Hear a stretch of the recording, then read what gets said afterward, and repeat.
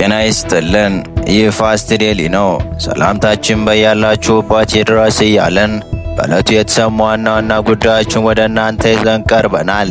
ቻናላችንን ሰብስክራይብ፣ ፕሮግራማችን ላይክ እና ሼር እንድታደርጉ እየጋበዝን የዕለቱን አበይት ዜናዎችን አስቀድመን እንጀምራለን። በትግራይ ወጣቶች ደም የነገዱ እልፍኞችን ለማይረባና ጥቅም ለሌለው ፖለቲካቸው ሲሉ እሳት ውስጥ የማገዱ ከትላንት ስህተታቸው ያልተማሩ የትነግ አመራሮች ዛሬም ዳግም ሕዝባቸውን ክደው ያጎረሳቸውን እጅ ነክሰው ተገኝተዋል። ለራሳቸው ጥቅም ሲሉ እልፍኞች እንደ ቅጠል ቢረግፉም ግድ የማይሰጣቸው የትነግ አመራሮች የገዛ ሕዝባቸውን በረሃብ አለንጋ እየገረፉ ለፖለቲካ መሳሪያነት እየተጠቀሙበት እንደሆነ የሚያሳይ መረጃ ወጥቷል። በዚህ በኩል ደግሞ እጅግ አደገኛውና ትግራይን ለዳግም ውድቀት ይዳርጋታል የተባለለትን ጦርነት ለመቀስቀስ ጀነራሉ እየተጣደፉ ነው የሚል አደገኛ መረጃ ወጥቷል። ይህ ከፍተኛ ጀነራል ጦርነቱ ቀርቧል ሲሉ ተናግረዋል። መረጃዎችን በዝርዝር እንመለከታቸዋለን። እስከ ፍጻሜው አብራችሁን ቆዩ። ትነግ በየጊዜያቱ እሳት እየለኮሰ አዲስ ጦርነት ለማዋለድ እንደሚጥረው ሁሉ በገዛ ወገኑ ላይ የጭካኔ በትሩን ማሳረፍ ተሰምቷል። ለማይረባ ጦርነት ሲል ልጆቹን የነጠቁትን የትግራይ ሕዝብ አባቶችና እናቶችን ያለ ጦር ያስቀርቶ ሜዳ ላይ እንዲወድቁ ያደረገ ትነግ ዛሬ ደግሞ ሕዝቡን ያስራበ ለእርዳታ የተላከለትን ስንዴና እየነጠቀ ስጋቸው ከአጥንታቸው ጋር እስኪጣበቅ ድረስ በረሃብ እንዲጎሳቆሉና እንደሚሞቱ ያደረገ በዓለም አቀፍ ደረጃ የረሃብ ፖለቲካ ለመስራት እየተፍጨረጨረ ታይቷል። ሁሉም አመራሮች ለማለት በሚያስደፍር ሁኔታ ልጆቻቸውን በየዓለም ሀገራቱ እንደላቀው ሲኖሩ፣ ይቺ በትግራይ ውስጥ የምትኖር እናት ግን ከልጆቿ ጋር በጦርነት በረሃብ እንድትሞት ተፈርዶባታል። የዚህ ሁሉ መከራና ስቃይ ደጋሽ ደግሞ የደም ነጋዴው ትነግ መሆኑን የተለያዩ መረጃዎች እየወጡ ነው። በረሃብ ለተጎዱ ወገኖች የተላከውን በሚሊዮን ዶላር የሚቆጠር እርዳታ ያለምንም እፍረት ቅርጥፍ አድርጎ በልቶ ሲያበቃ ዛሬ ደግሞ በሚዲያ ሰራዊቱ በኩል ብቅ ብሎ ራሱ ዘርፎ ራሱ ያስራበው ሕዝብ ላይ ለመሳለቅና ፖለቲካ ለመስራት ሞክሯል ነው የተባለው።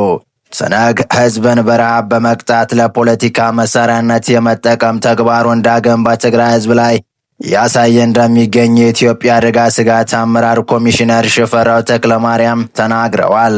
የትነግ ቡድኑን የፌዴራል መንግስት በትግራይ ክልል በመጠለያ ማዕከልና በልማት ሴፍቲኔት መርሃ ግብር የሚያቀርበውን ሰብአዊ ድጋፍ ለተፈለገ ዓላማ እንዳይውል እያደረገ እንደሚገኝ የሰሞኑ የሕጻጽ መጠለያ ጣቢያ ማስረጃ መሆኑን ተናግረዋል። ኮሚሽነር ሽፈራው ተክለማርያም ለኢዜአ እንደተናገሩት የትነግ ህገወጥ ቡድን የትግራይን ሕዝብ መሰረታዊ ፍላጎትና ሰብአዊ ቀውሶችን ለፖለቲካ ዓላማ የመጠቀም ልማድ አዲስ ክስተት ሳይሆን የቀድሞ ታሪኩና መገለጫው ነው።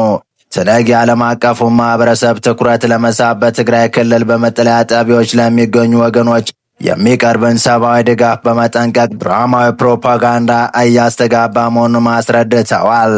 ዓለም አቀፍ ማህበረሰብ የፌዴራል መንግስት በግልጽ መረጃ ማስረጃ የሚልከው ሰብአዊ ድጋፍ የት እንደገባ መጠየቅ እንዳለበትና በቡድኑ የሐሰት ፕሮፓጋንዳ መደናገር እንደሌለበትም አንስተዋል።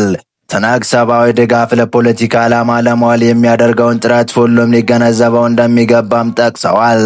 የፌዴራል መንግስትም በትግራይ ክልል አስተማማኝና ቀጣይነት ያለው ሰብአዊ ድጋፍ ተደራሽ እያደረገ እንደሚገኝም ተናግረዋል።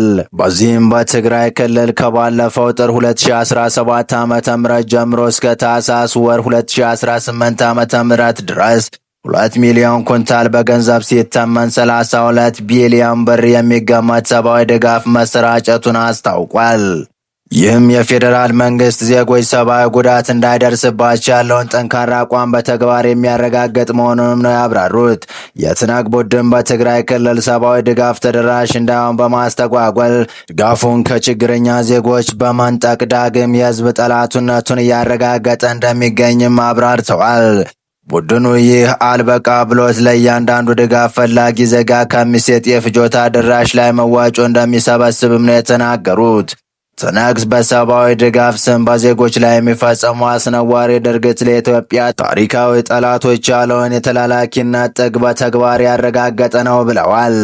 በሌላ በኩል ኮሚሽኑ የድጋፍ ጥሪ ባቀረበበት ሁኔታ በማህበራዊ ሚዲያ አማራጮች በቡድንም ሆነ በተናጠል የሚደረጉ የድጋፍ ማሰባሰብ ዘመቻ የአሰራር ስርዓት የጣሱ ህገወጥ አካሄዶች መሆናቸውን ጠቅሰዋል።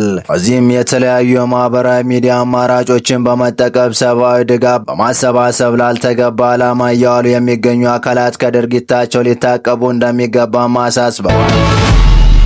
በሌላ በኩል ደግሞ የትግራይ ልሂቃን፣ የትግራይ በሳል የፖለቲካ አረዳድ ያላቸው ግለሰቦች፣ የትግራይ ሃይማኖት አባቶችና ሽማግሌዎች እንዲሁም ወጣቶች በሙሉ በአንድ ድምፅ ሊያወግዙት የሚገባ በቃ ሊሉት የሚገባው አደገኛ የፖለቲካ ጨዋታ ጀነራሉ ለኩሰዋል።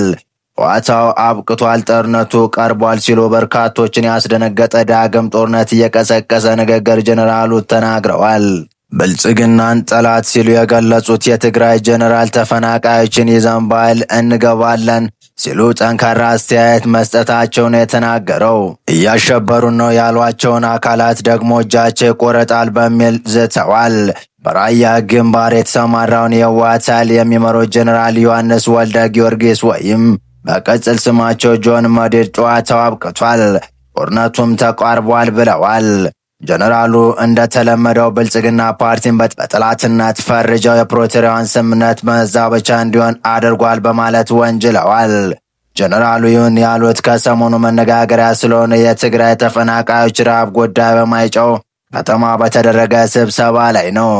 እነሱ ጦርነቱን ይለኩሳሉ፣ የሚዋጋው የሚሞተው የትግራይ ወጣት ነው። እነሱ በአንድ ቦታ ቁጭ ብለው አመራር እየሰጡ ውጭ ካለ ኢትዮጵያን ውድቀት ከሚመኙ አካል ሚሊዮን ዶላሮችን እየዛቁ ራሳቸውን እያከበሩ ወጣቱን ግን ለጦርነት እየማገዱ መኖር ልምድ አድርገውት ዛሬም ዳግም ጸባጫሪ ድርጊት መፈጸም ጀምረዋል። አንድ አፍታ ሚዲያ በተመለከተውና የህወሓት ልሳን በሆነው ዋይት ድረገጽ ላይ በተሰራጨ የጀነራሉ ንግግር እንደተመለከተው በጠላቶቻችን በኩል የፕሪቶሪያ ስምምነት መዛበቻ ሆኗል፣ ጨዋታው አብቅቷል በማለት ተደምጠዋል። ከተፈናቃዮቹ ጋር በተያያዘ እኛ እንደ ሰራዊት ማንኛውንም እርዳታ ጭነን ሳይሆን የምንመጣው እናንተን ጭነን ነው ወደ ቤታችሁ የምንመልሳችሁ ሲሉም አክለዋል። እንደ ጀነራሉ ገለጻ ተፈናቃዮችን በኃይል ወደ ወልቃየት ወይም ምዕራብ ትግራይ የመመለስ ጉዳይ በአሁኑ ወቅት በህወሓት አመራር እየታሰበ ያለ ጉዳይ ነው። ጀነራል ታደሰ ወረደ ከትናንት በስቲያ በሰጡት መግለጫ ተፈናቃዮች ካልተመለሱ ጦርነት ማስቀረት አይቻልም ማለታቸውን ግበን ነበር። ጀነራል ዮሐንስ ወልደ ጊዮርጊስ አክለውም አንድ እግራቸውን ውጭ አድርገው በትግራይ ክልል አመፅ ለመፍጠር የሚሞክሩ አካላት እጅ እንቆርጣለን የሚል ማስጠንቀቂያ አሰምተዋል። አፋር ክልል ተቀምጠው ትግራይ መረበሽ የሚፈልጉ ያላቸውን ኃይሎችን በሽምግልና የማይገቡ ከሆነ እርምጃ እንደሚወሰድባቸው አስጠንቅቀዋል። የትግራይ ህዝብ በረሃብ አለንጋ እየተገረፈ ቢሆንም ህወሓት አሁንም የጦር ዱቤ ዕቃውን ተያይዞታል። በዚህ በኩል ደግሞ ጀነራል ታደሰ ወረደ የአዲስ አበባ ቆይታቸውን በተመለከተ ማብራሪያ ሰጡ።